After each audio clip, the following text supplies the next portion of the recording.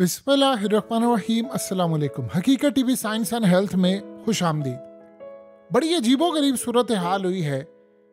European intelligence agency को खबर मिली है कि हौसी अब जो अगला हमला करने वाले हैं वो बहुत ज़्यादा ख़तरनाक है और वो वहाँ से केबल काटने वाले हैं जिससे पूरा वर्ल्ड बहुत बुरी तरह मुतासिर होगा।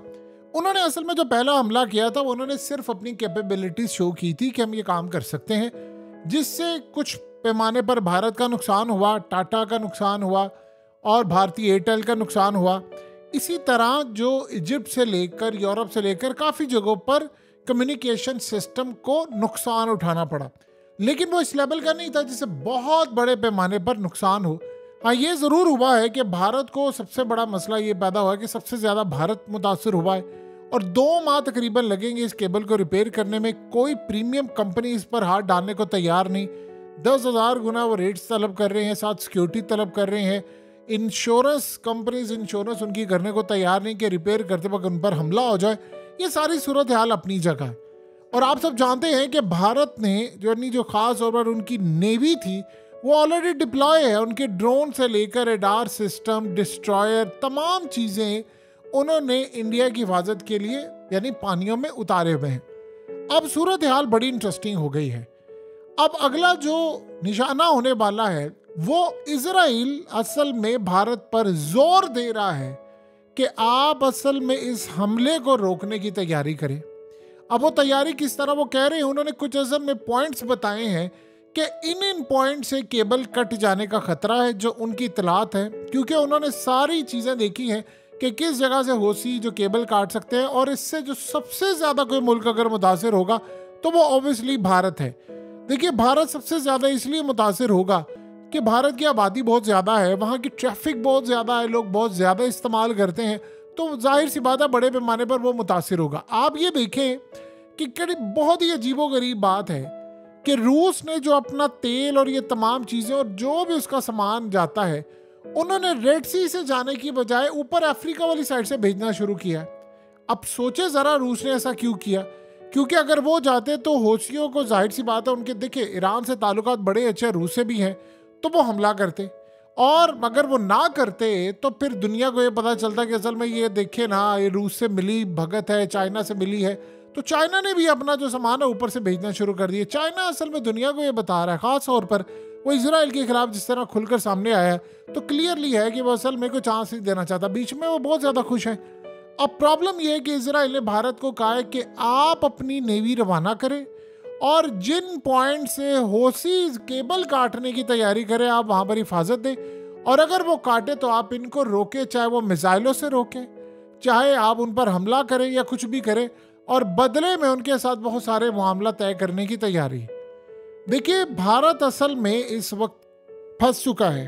आपको याद होगा कि जब चाइना के साथ इनकी लड़ाई हुई थी तो भारत ने तब भी लड़ाई नहीं की थी। बार बार राहुल गांधी वहाँ पर ये बात करता था और बहुत सारे लोग कि भाई आप चाइना को जवाब क्यों नहीं देते। तो मोदी कोई एक ऐसी लड़ाई नहीं लड़ेगा जिसमें उसको यकीन हो कि हमारा नुकसान है। अब असल में इस सारी सूरत हाल में इंडिया के अंदर बहुत ज़्यादा सोच विचार हो रही है। ये फाइनल डिसीजन लेने वाले हैं। अब अगर इस डिसीजन के बाद देखिए हौसी जो केबल काटते हैं वो ये नहीं कहता कि हम किसी के घर से जाकर काटते। प्रॉब्लम ये है कि रेड सी से सारी दुनिया का जो निज़ाम है वो रेड सी से होकर जाता है और फिलहाल इनके पास अल्टरनेट कोई नहीं है। सैटेलाइट से आप ये कर नहीं सकते, उसके लिए आपको नया इंफ्रास्ट्रक्चर बिछाना पड़ेगा, उसमें पता नहीं कितने साल लग जाते हैं और कितना खर्चा आता है, क्या सूरत हाल होती है। भारत ने जब हौसियों से बातचीत की और पैगाम दिया कि आप जो हमारी वाली साइड है कम से कम वो एशिया वाली केबल ना काटे जो हमें करेक्ट करती है, तो उन्होंने कहा देखिए हमारा आपके साथ कोई ताल्लुक नहीं है, आप सिंपल सा काम ये कर दें कि हमने तो ना रशिया को बख्शा है ना चाइना को, हम किसी को नहीं, वो अपने अपने शिप उन्होंने चेंज कर ली है, ना वो इसराइल के लिए जा रहे हैं, तो आप सिंपल सा काम ये करें हमें सलाह मशवरा देने की बजाय आप जाकर इसराइल को रोकें। अगर वो यहाँ पर बर्बरियत रोक देते हैं तो हम हमले बंद कर देंगे, हम ये जंग भी बंद कर देंगे।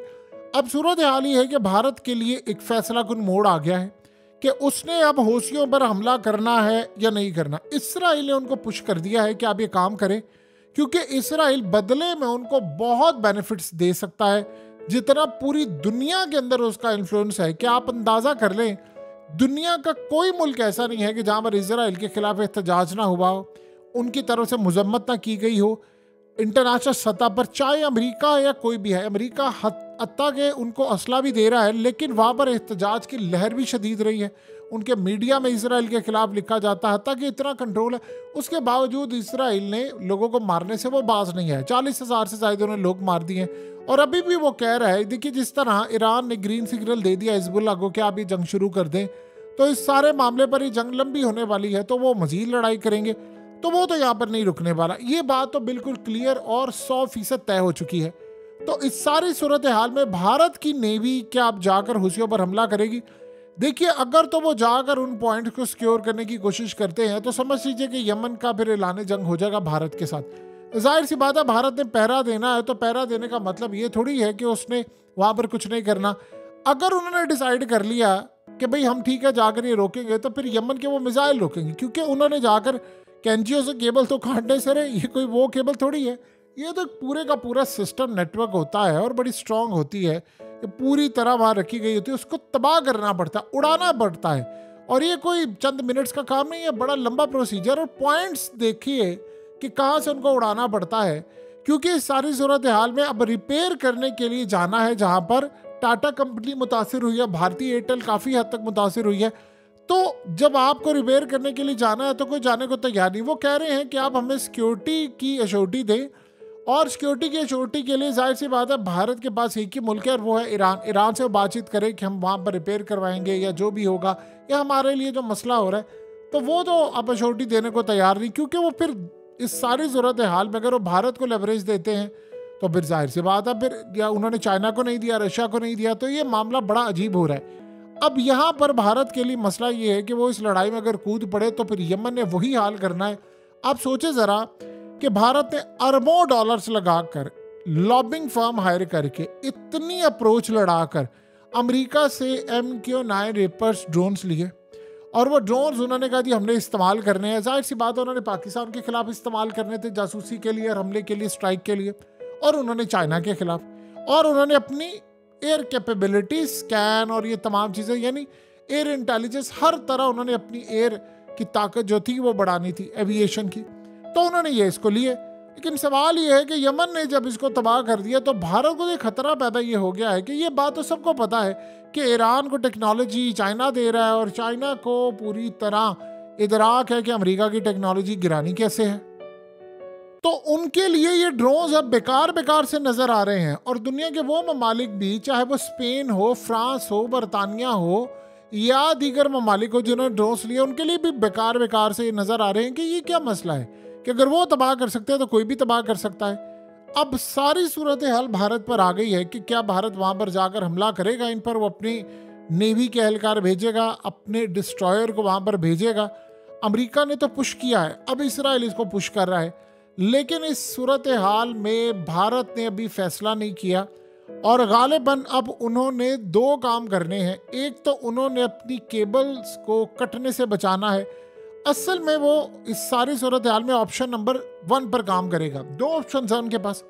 नंबर 1 ऑप्शन ये है कि वो ईरान से बातचीत कर रहे हैं, ईरान से बातचीत ये कर रहे हैं कि आप इस सारे मामले पर आगे बढ़े और उनको कहें कि कम से कम आप जो केबल हमारे साथ कनेक्ट होती है उसको ना काटें। अब इस पर कोई पेशरत फिलहाल तो हो नहीं पाई।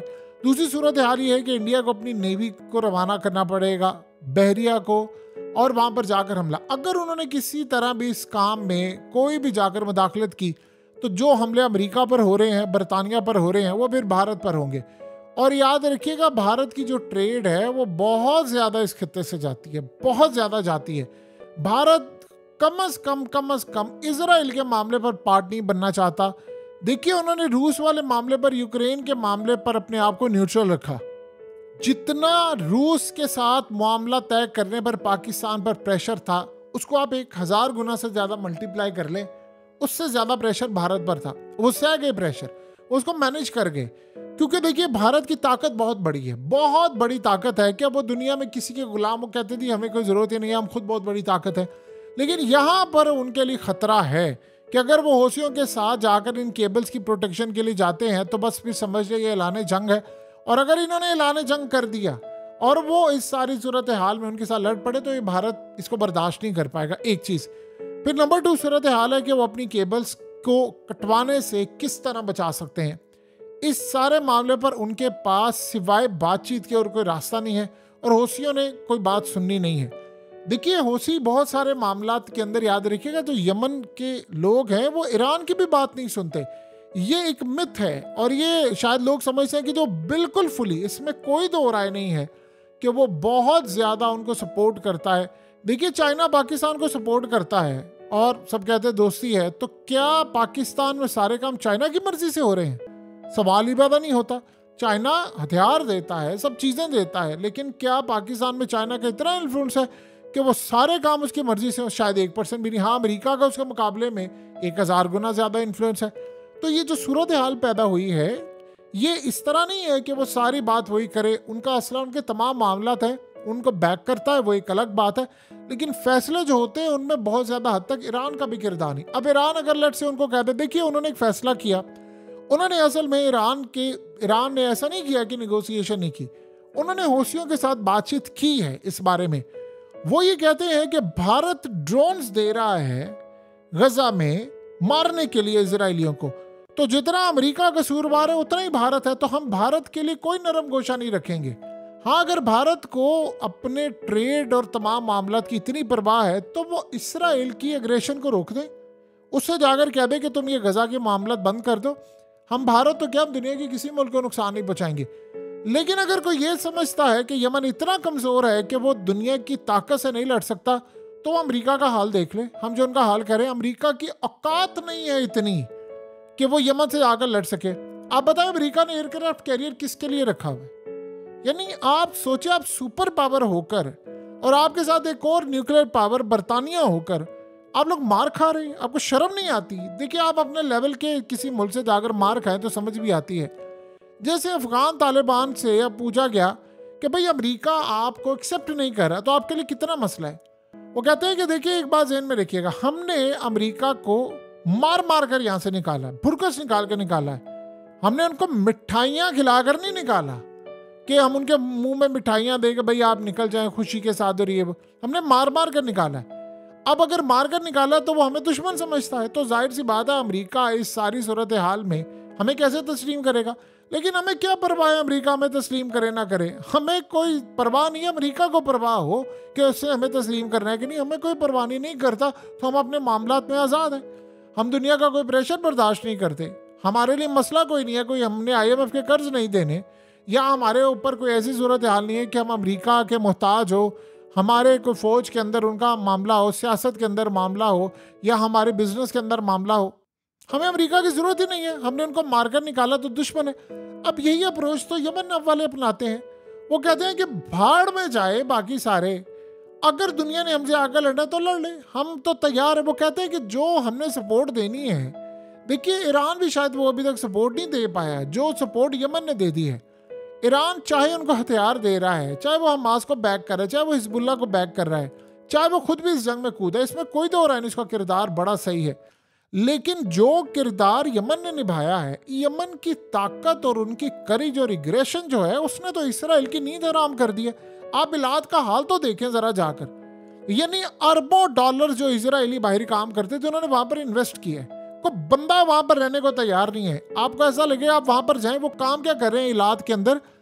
आपको कह रहे हैं कि आप इलाद में आए, हम आपको इतने वाउचर्स देंगे कि आपका ट्रिप फ्री हो जाएगा। अब वो असल में टूरिज्म वापस लाने के लिए क्या कह रहे हैं कि आपको कैश बैक दिया जाएगा, 100% तक भी दे रहे हैं। यानी आपने अगर एक होटल, लग्जरी होटल बुक किया है, तो आप वहां पर जाए टूरिज्म के लिए, फलाना करें और आपको मिलेगा। अब प्रॉब्लम ये है कि इलाद में आकर गिर रहे हैं मिसाइल हौसियों के, और अब ईरान देने जा रहा है हौसियों को वो मिसाइल जो शायद इलाद की बिल्डिंग्स उड़ा दें, और वो इसराइल का डिफेंस जो है वो उसको नहीं देख पाएगा। वहां पर कई बिल्डिंग्स को तबाह भी किया गया।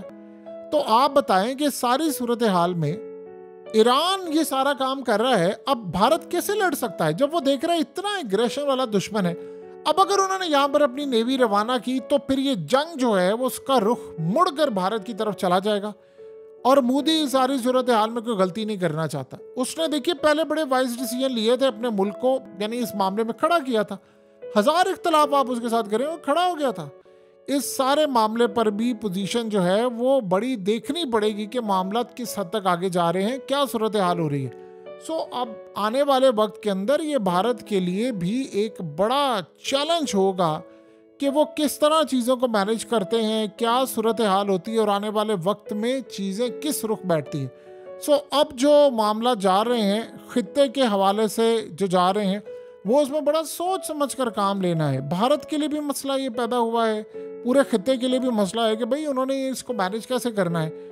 इस सारे मामले पर अमेरिका, इजराइल और वो सारी ताकतें चाहती हैं भारत को। तो उन्होंने पहले भी इनवाइट किया था कि आप आएँ और आप आकर ये काम करें, लेकिन उन्होंने इनकार किया था कि भाई हमने किसी जंग का पार्ट नहीं बनना। अब भी वो कह रहे हैं कि हमने पार्ट नहीं बनना, वो सोल्यूशन की तरफ आना चाहते हैं।